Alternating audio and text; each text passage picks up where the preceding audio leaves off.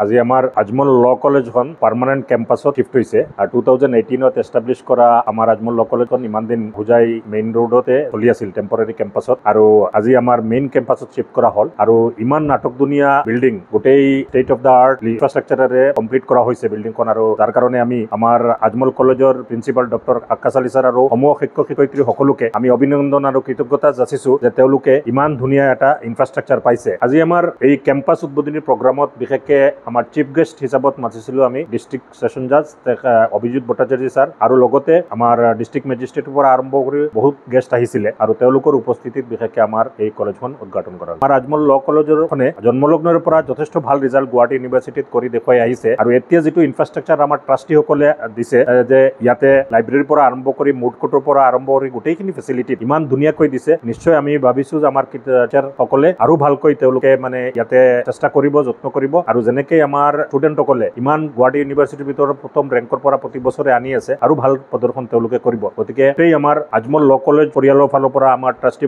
বদৰুদ্দিন আজমল ছাহেব, চিৰাজউদ্দিন আজমল ছাহেব, গোটেই আজমল পৰিয়ালক কৃতজ্ঞতা যাচিছোঁ যে তেওঁলোকে এটা সপোন বাস্তৱায়িত কৰি দিলে যে আজমল ল কলেজ আমি ভাবোঁ গোটেই ষ্টেটৰ ভিতৰত আটাইতকৈ ধুনীয়া ল কলেজ হিচাপত তেওঁলোকে আমাক উপহাৰ দিলে।